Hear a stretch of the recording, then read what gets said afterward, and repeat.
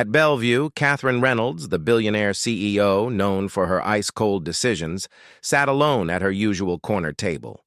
She never noticed the four men who walked through the door that Friday night. They weren't there for dinner. Their eyes locked onto her with unmistakable rage. And they moved with the kind of collective tension that preceded violence. In that moment, the quiet waiter Jerome Washington, a single father who'd kept his past buried for 3 years, had to make a choice. What he did next surprised everyone, including himself. The warm glow of chandeliers cast soft shadows across white tablecloths at Bellevue. Friday nights brought the usual crowd executives celebrating deals, couples dressed for anniversaries, voices kept low beneath the gentle drift of jazz piano. The restaurant occupied the ground floor of a glass tower downtown, its floor-to-ceiling windows offering views of the city lights beginning to flicker on as evening settled in. Jerome Washington moved between tables with the kind of quiet efficiency that made him nearly invisible. He'd worked the Friday dinner shift for 3 years now, 7 until 11, and he knew the rhythm by heart. Refill water glasses before they're half empty, clear plates from the right. Smile politely, but don't linger. The job paid enough to cover rent and his daughter's school expenses, and it let him pick Maya up from her after-school program every afternoon before his shift started. He was 35, but looked older when he was tired. Broad shoulders that he kept slightly hunched, dark brown skin that caught the warm light of the chandeliers, close-cropped hair with tight curls that needed trimming, a beard he'd grown to look different from the clean-shaven officer he'd been years ago. Most customers never really looked at him. That suited him fine. Catherine Reynolds arrived at exactly 8, same as always. Jerome watched her hand her coat to the hostess and make her way to table 12 in the far corner. She came twice a week, always alone, always in a dark suit that looked expensive, even from across the room. Her auburn hair was pulled back tight, and she carried herself like someone who'd learned not to waste energy on unnecessary movements. Jerome had served her maybe 20 times over the past year. She ordered efficiently, ate quickly, and left generous tips without making eye contact. He appreciated that she never tried to make conversation. Some customers seemed to think waiters existed for therapy sessions or flirting. Catherine Reynolds treated the interaction like a transaction, which was the most respectful thing she could do. He brought her the usual bottle of sparkling water without being asked. She glanced up briefly, gave a small nod, and returned her attention to the iPad propped against the table's small vase of white orchids. Her fingers moved across the screen with the kind of focused intensity that suggested whatever she was reading wasn't going well. Jerome moved back toward the service station near the kitchen doors. His phone buzzed in his pocket. He pulled it out carefully, checking that Mr. Crawford wasn't watching from the host stand. The text was from his daughter. "Dad, can you come home early tonight?" He typed back quickly. "What's wrong?" "Nothing, just miss you." Jerome felt the familiar tug in his chest. Maya was 7 now, old enough to understand that he worked nights, but young enough to still want him home for bedtime stories. He glanced at the clock above the bar. 3 hours left on his shift. "I'll be home by 11:30. Love you." "Love you too." He slipped the phone back into his pocket and picked up the tray of appetizers waiting under the heat lamp. Table 7, a group of lawyers celebrating something, their laughter getting louder with each round of drinks. He delivered their calamari with the same polite smile he'd perfected, then retreated before they could pull him into their conversation. The front door opened. Jerome's attention shifted automatically. Part of the job was tracking new arrivals, anticipating who'd need menus, who'd head straight for the bar. 4 men stepped inside. They weren't dressed for Bellevue, jeans and work jackets, one of them in a faded Carhartt coat with paint stains on the sleeves. The hostess approached them with her professional smile, but something in their body language made Jerome stop moving. They weren't looking at her. Their eyes scanned the dining room like they were searching for something specific.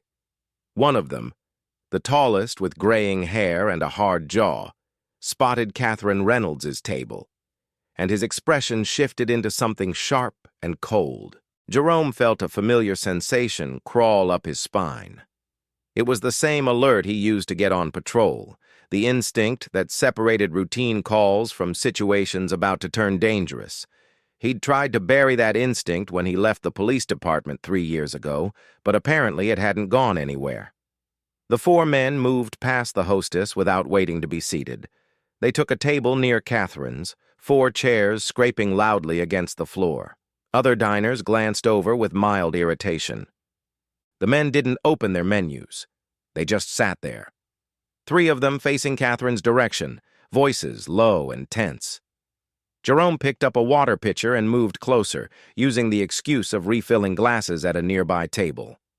He kept his movements casual, but positioned himself where he could hear fragments of their conversation. "That's her." The tall one with gray hair. His voice carried an edge of barely controlled anger. "Reynolds Capital. That's the CEO. You sure?"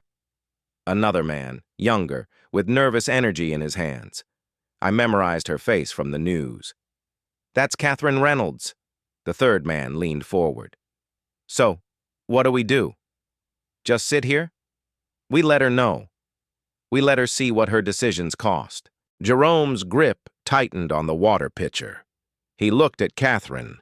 She was still focused on her screen, completely unaware. The soft lighting made her look almost fragile despite the severity of her expression, like someone who'd learned to armor themselves against a world that kept hitting back. He needed to think. These men weren't here for dinner. Their energy was all wrong, the kind of collective tension that preceded violence. But what could he do? Call Mr. Crawford? Get them kicked out based on a feeling? They hadn't done anything yet, except Jerome had seen this before. The stillness before the storm. The way angry men gathered courage from each other until someone made the first move. And then the tall one, the leader, looked directly at Jerome. Their eyes met for 2 seconds. Something flickered across the man's face. Recognition. Jerome's heart rate climbed. He looked away and moved back toward the kitchen, mind racing. He remembered them now. A bar fight at a place called Murphy's on the South Side 5 years ago. Jerome had been first on scene as a patrol officer, broke it up before anyone got seriously hurt. They'd all been arrested, spent a night in jail, paid fines. Nothing major. But the tall one, Frank, that was his name, had looked at Jerome during booking and said something. "I don't forget faces, Officer Washington." Jerome forced himself to breathe normally. Maybe Frank didn't recognize him. Different hair, the beard, 30 lb heavier. But even if Frank did remember, this wasn't about Jerome. This was about Catherine Reynolds. One of the 4 men stood up. The younger one, nervous energy barely contained. He walked toward Catherine's table. Jerome's body moved before his mind caught up. He cut across the dining room, intercepting the man 3 steps before he reached Catherine. "Sir, can I help you with something?" Jerome kept his voice light, professional, but positioned himself directly in the man's path. The man stopped. Up close, Jerome could see the desperation in his eyes, the kind that came from too many sleepless nights. "I need to talk to her. If you'd like to speak with another guest, I can pass along a message." Jerome didn't move aside. "Just get out of my way." Catherine looked up from her iPad, finally noticing the confrontation. Her expression shifted from confusion to something more guarded. Frank stood up from his table. The other 2 followed. Jerome felt the situation crystallizing into something he couldn't walk away from. 4 against 1. A room full of civilians. A woman who had no idea she was in danger. All his training said to de-escalate, create distance. But there was no backup here. Just him. A water pitcher still in his hand. And 3 years of rust on skills he'd tried to forget. Frank walked over. And now Jerome could see the recognition settling fully into place on the man's face. "Wait, I know you." Jerome met his eyes. There was no point in lying. "You should go back to your table. You're that cop, Washington. Jerome Washington." Frank's voice rose slightly. You arrested us, Murphy's Bar, 5 years ago. The other men looked at Jerome with new attention. The young one stepped back slightly, suddenly uncertain. But Frank moved closer. "Small world," Frank said. His tone carried something between surprise and bitterness. "You're a waiter now. What happened? They fire you?" Jerome didn't respond. He could feel Catherine's eyes on him, calculating, trying to understand what was happening. "I asked you a question." Frank's voice hardened. "I left the force." Jerome kept his tone neutral. "Now I'm asking you to sit down or leave the restaurant. You're disturbing other guests." "Disturbing?" One of the other men laughed bitterly. "That's rich. You know what's disturbing? Losing your job because some billionaire pulls their money out of your factory. 200 people unemployed. But sure, we're the problem because we're a little loud." Catherine stood up from her table. "What is this about?" Frank turned to face her fully. "You don't even know. Do you, Reynolds Capital? You pulled your investment from Greenfield Industries 8 months ago. You remember that decision."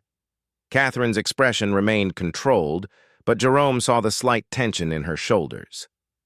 "That's business. The project wasn't profitable business."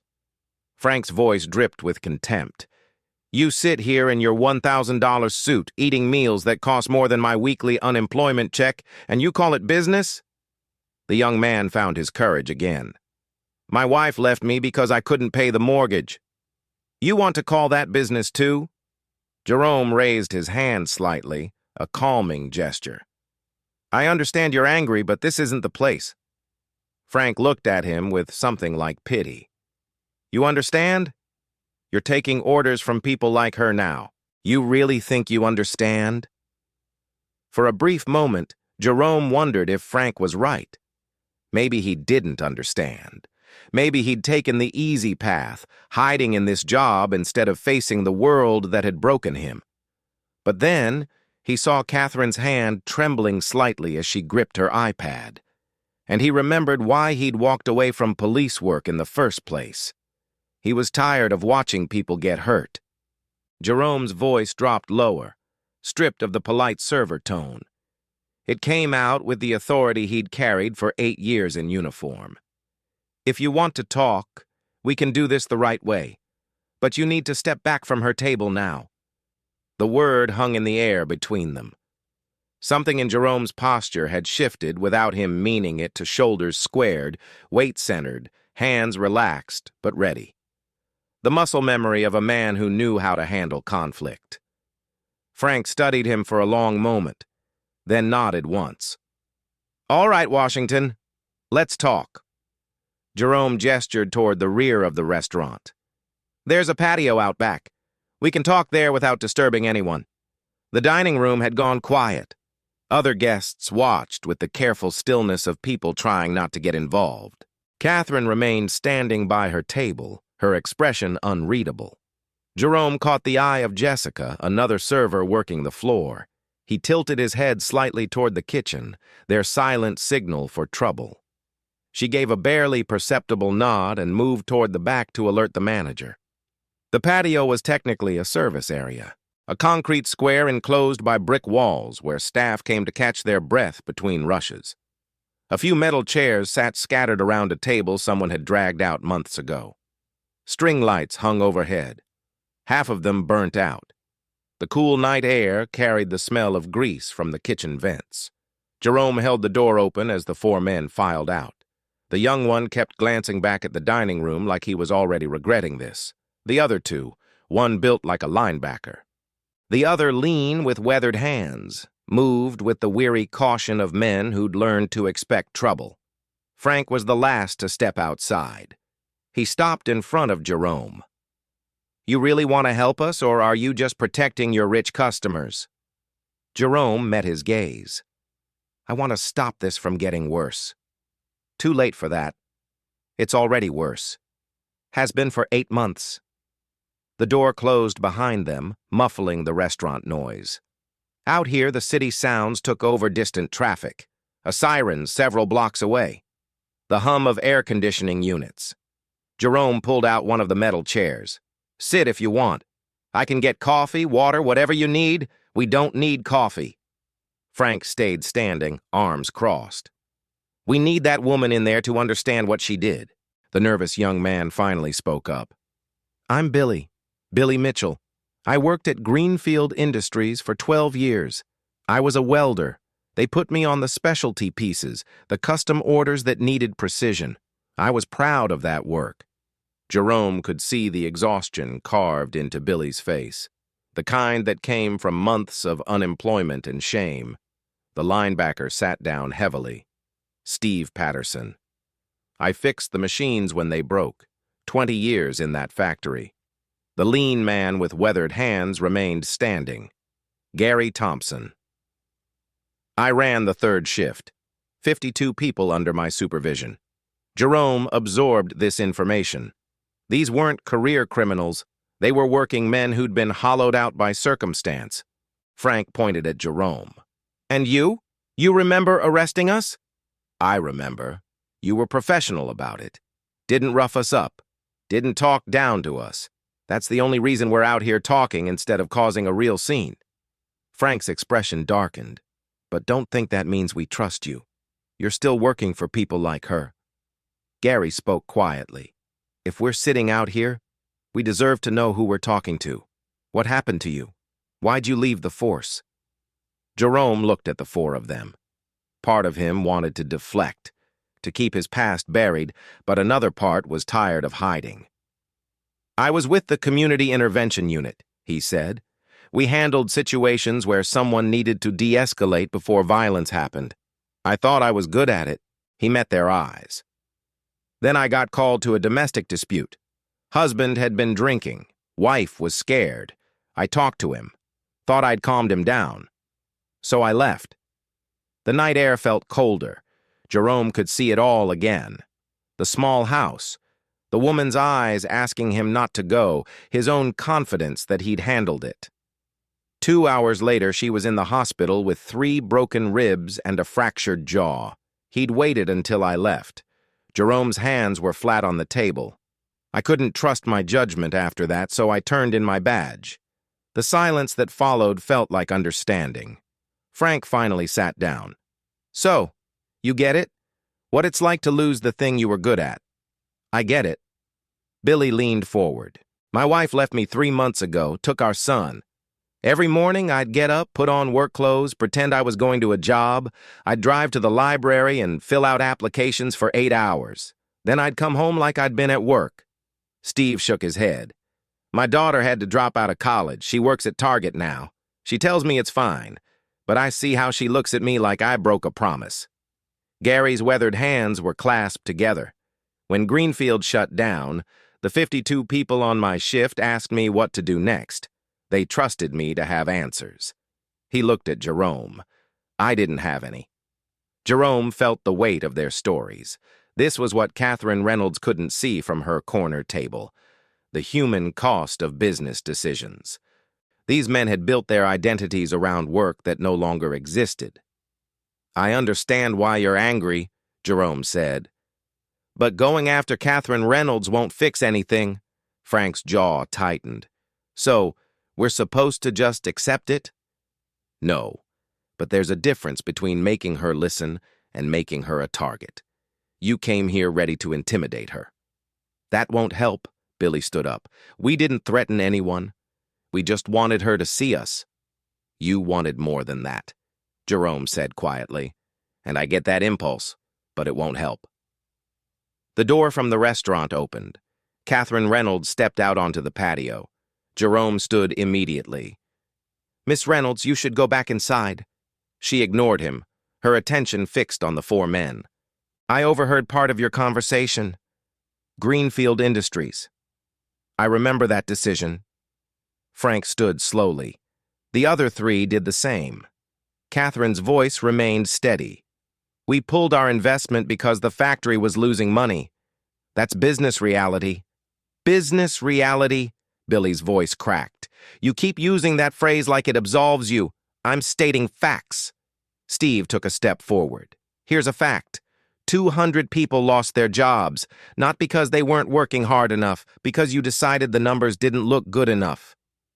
Catherine's expression remained composed, but Jerome could see tension in her shoulders. She wasn't used to being confronted like this. "Did you ever come to the factory?" Gary asked quietly. "Before you pulled out, did you ever meet the people working there? That's not how investment works. We reviewed data projections." "So no," Gary interrupted. "You never met us. We were just data to you." Something flickered across Catherine's face. Maybe the first crack in her armor. If I visited every investment property, I'd never have time to run my company. But that's the point. Frank said, "You run a company. We had lives, and you treated our lives like they were disposable." Jerome moved between them. "Miss Reynolds, why did you come out here?" She looked at him, and for the first time since he'd started serving her. He saw uncertainty in her eyes. "Because the waiter who served me water for a year just revealed he used to be a police officer," she said. "Because 4 men showed up claiming my decisions destroyed their lives. Because nothing about tonight makes sense." "What makes sense?" Frank said. "Is that you're finally seeing the consequences of your choices?" Catherine turned to face him. "And what were you planning to do before this man stopped you?" The question hung in the air. Frank opened his mouth, then closed it. "We just wanted to talk," Billy finally said. "You wanted to intimidate me," Catherine corrected. 4 men approaching a woman dining alone. You knew exactly what that would feel like. Frank's expression hardened. "Good. You should know what it's like to have your security taken away." Jerome moved between them again. "That's enough, Frank. You said you wanted to talk. So talk. Tell her what you need." "What I need?" Frank's voice rose. "I need my job back. I need to be able to look my wife in the eye. I need to not wake up at 3 in the morning wondering how I'm going to pay the mortgage. I need to get my daughter back in college," Steve added. Billy's voice was barely above a whisper. "I need to stop pretending." Gary said nothing, but the pain in his eyes spoke volumes. Catherine stood very still, processing this. Then something in her expression shifted. Not much, but enough for Jerome to notice. A softening around the eyes, a slight drop in her shoulders. "I didn't know," she said finally. Frank laughed bitterly. "That's supposed to make it better." "No, it's supposed to be the truth." Catherine's composure cracked slightly. "I sit in meetings and review spreadsheets and make decisions that seem logical on paper. I don't think about the people behind the numbers because if I did, I'd never be able to make hard choices.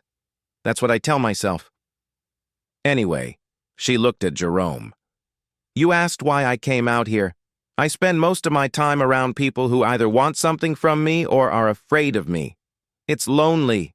And when you step between me and these men, you weren't doing it for money or because I'm your boss. You did it because you thought it was right. I haven't seen that in a long time."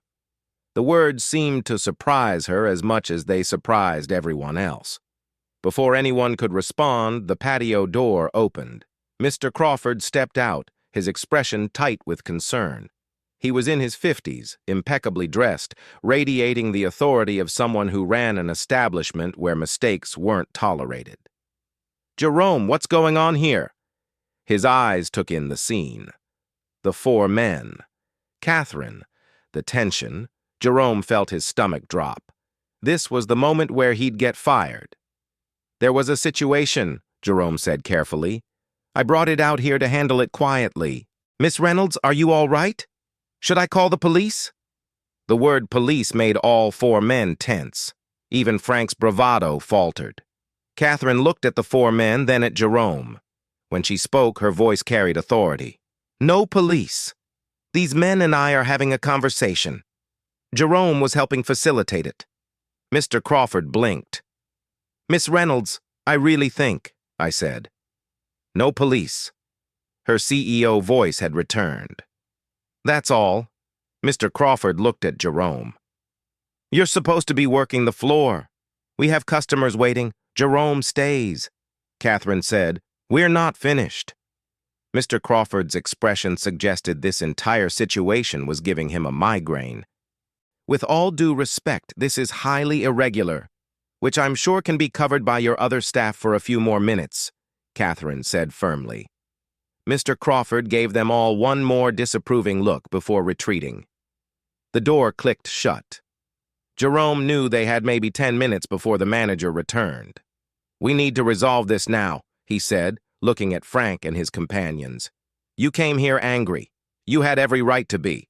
But now you need to decide what you actually want, revenge or a way forward." Then he turned to Catherine. "And you need to decide if you're willing to see these men as people instead of problems." The string lights overhead cast uneven shadows. Somewhere in the distance, a siren faded away. Catherine broke the silence. "I can't give you your jobs back. Greenfield Industries is closed. That decision is final."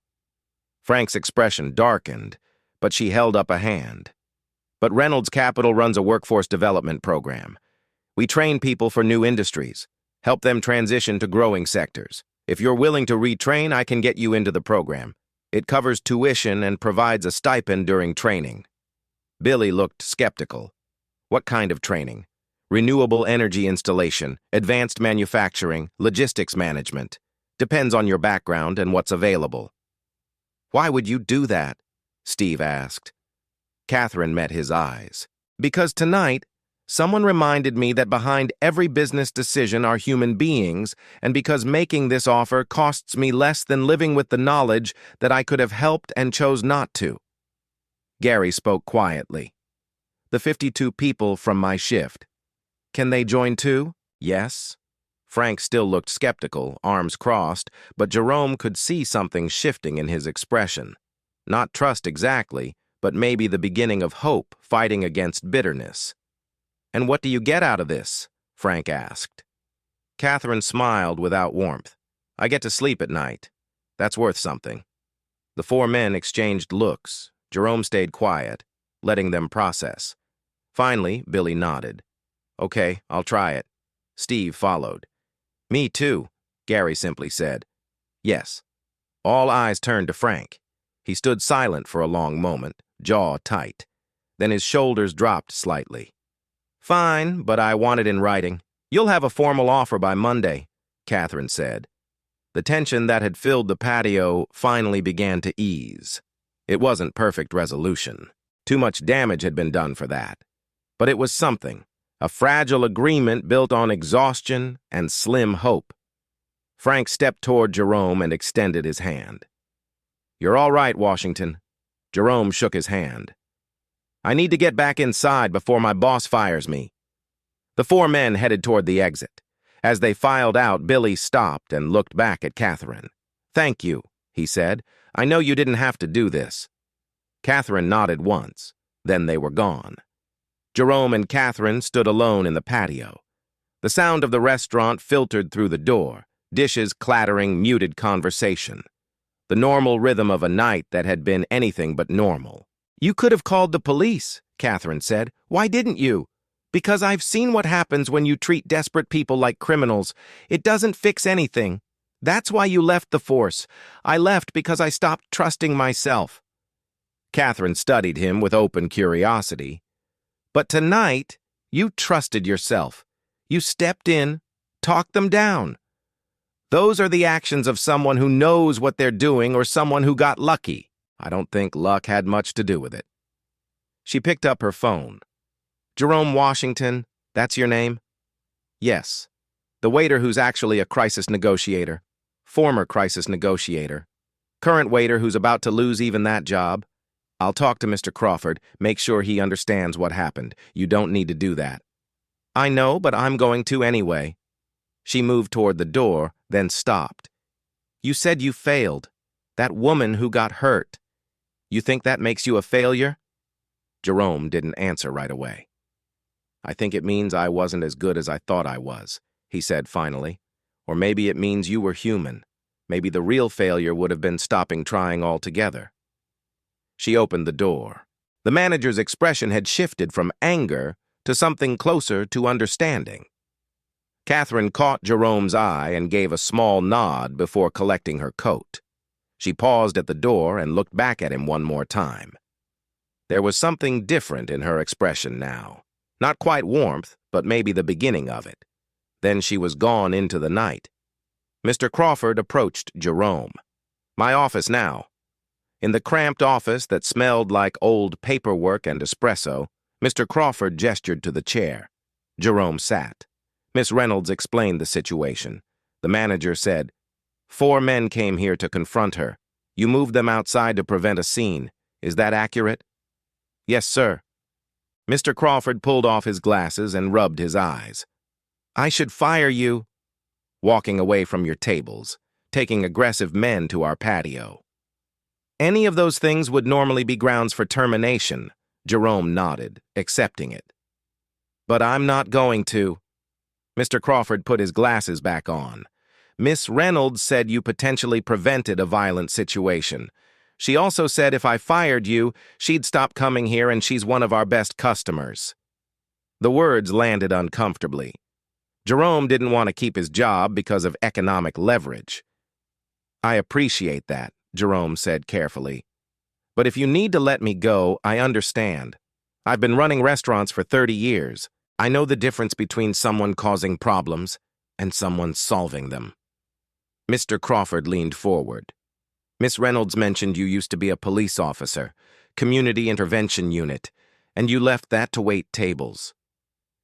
Jerome had given Frank the truth earlier. He owed his boss at least some version of it. "I made a mistake on the job. Someone got hurt because I didn't act fast enough. I couldn't trust my judgment after that. But tonight you trusted it. Tonight I didn't have a choice. We always have choices. You chose to get involved." The manager stood up. "Get back on the floor. We still have an hour left. And Jerome, next time.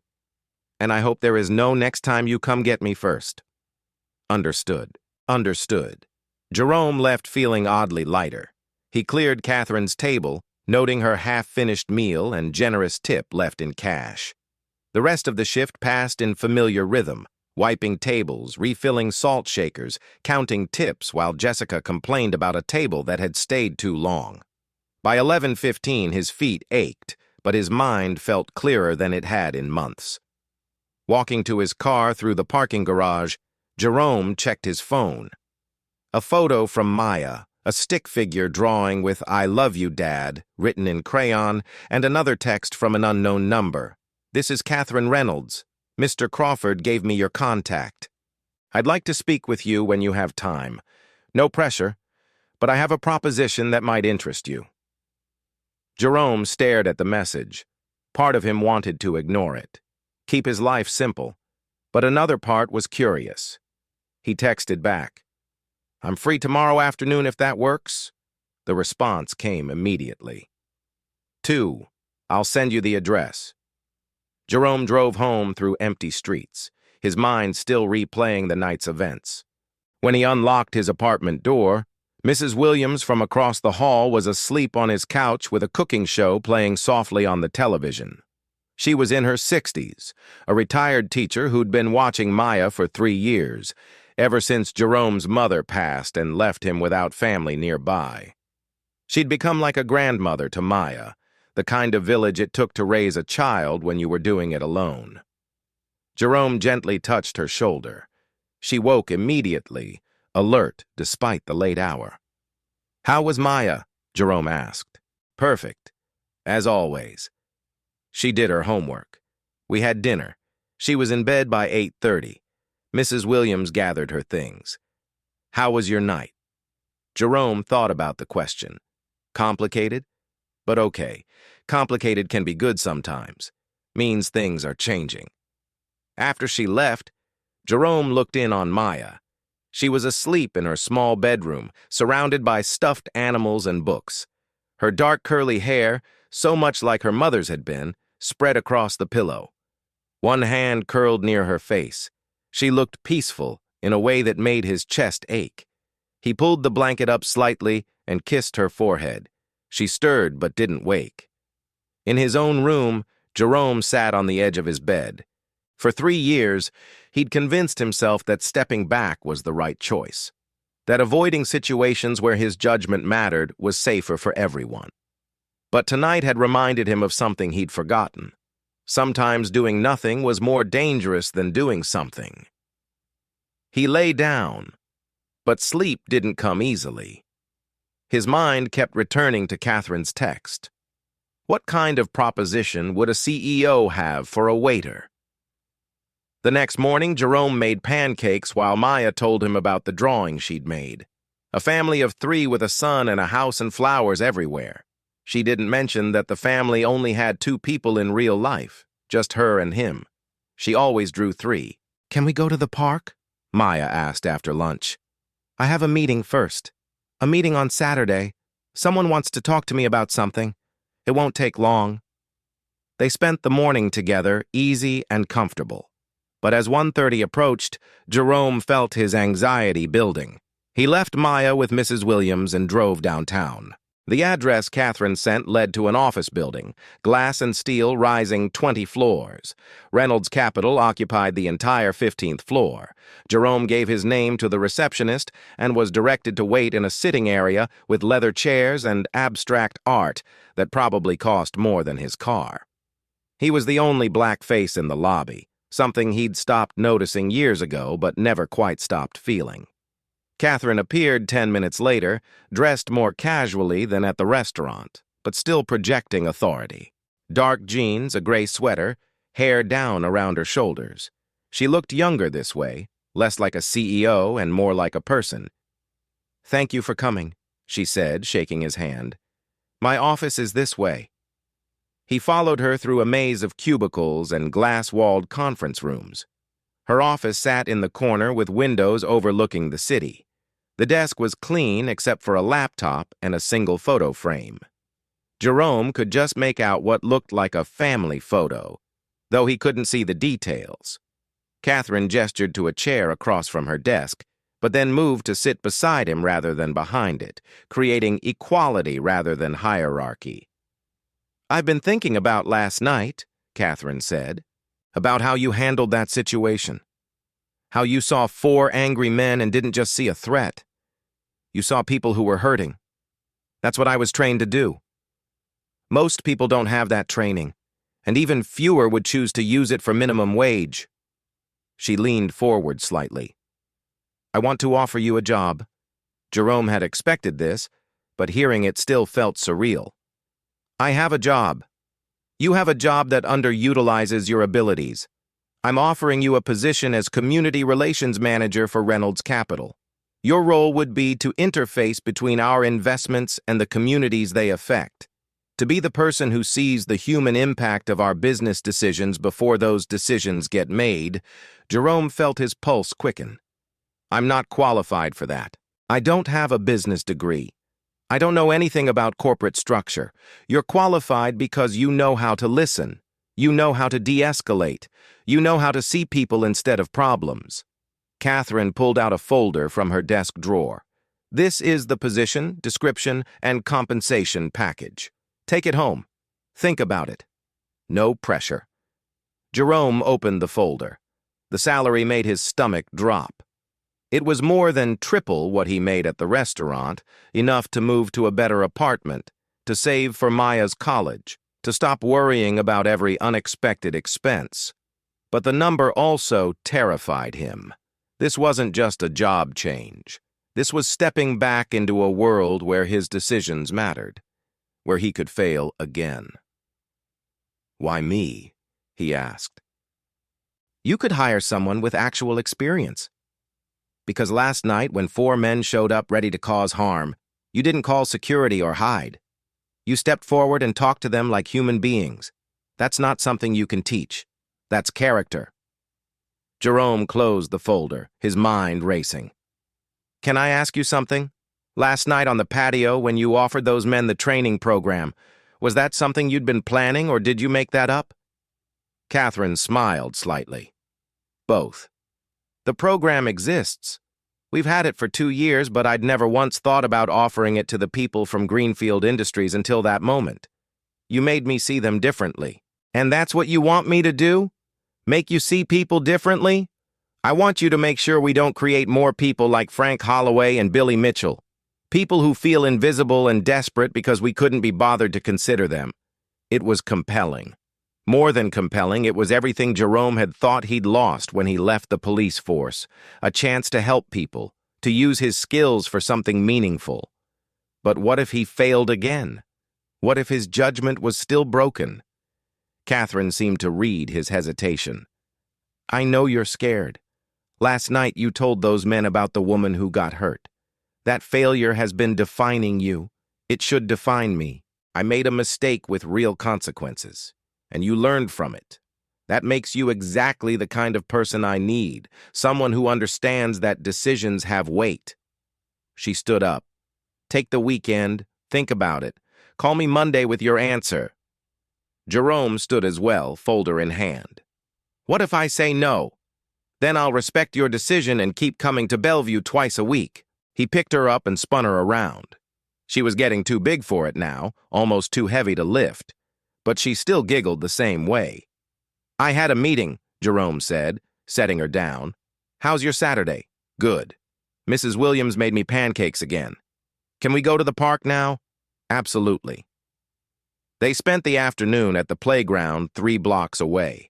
Jerome pushed her on the swings while she shouted, "Higher!" and laughed at the sky. Her beaded braids flew behind her as she swung, catching the afternoon light. Other parents sat on benches, scrolling through phones or chatting. Normal Saturday routines, the kind of simple happiness Jerome had fought to build. But as he watched Maya climb the jungle gym, fearless and confident, he wondered if playing it safe was really the best thing for her. What kind of lesson was he teaching by hiding from challenges? By letting one failure define everything? That evening, after Maya went to bed, Jerome sat at his kitchen table with Catherine's folder. He read through the job description carefully, then looked at the compensation package again. The salary would change everything, but more than the money. The work itself called to something he'd tried to bury.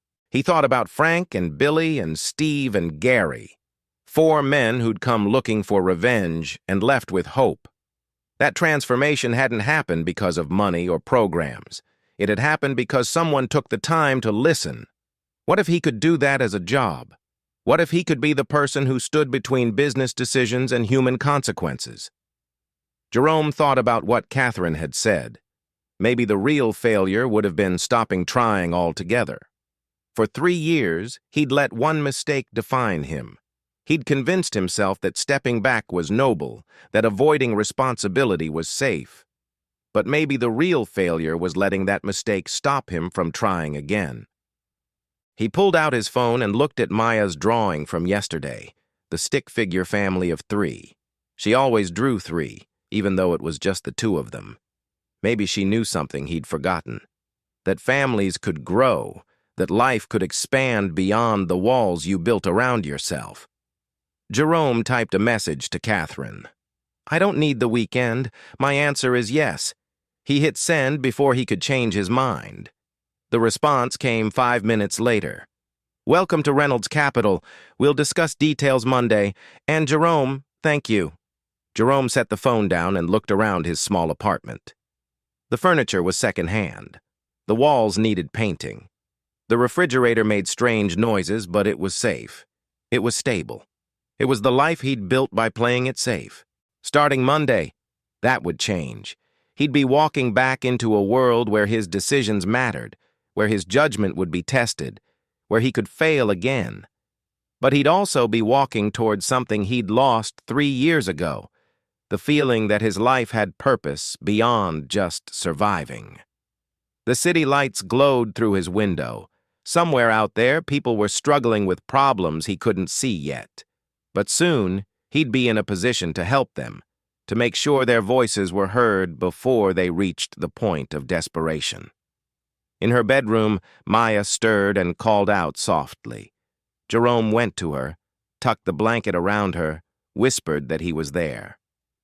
She settled back into sleep, trusting completely that her father would keep her safe. That trust terrified him. But it also reminded him why he couldn't keep hiding. Monday would bring new challenges, new responsibilities, new chances to fail. but it would also bring new opportunities to help people, to use the skills he'd been given for something that mattered. Jerome looked at Maya's drawing one more time. The family of three, the sun, the house, the flowers. Maybe she'd been drawing the future, not the past. Maybe she'd been showing him what could be if he was brave enough to try. He turned off the light and stood in the doorway for a moment, watching her breathe in the darkness. Tomorrow was Sunday. He'd spend it with her, savoring these last hours of the simple life he'd built. Monday, everything would change. But for now, in this quiet moment, he felt something he hadn't felt in 3 years. He felt ready.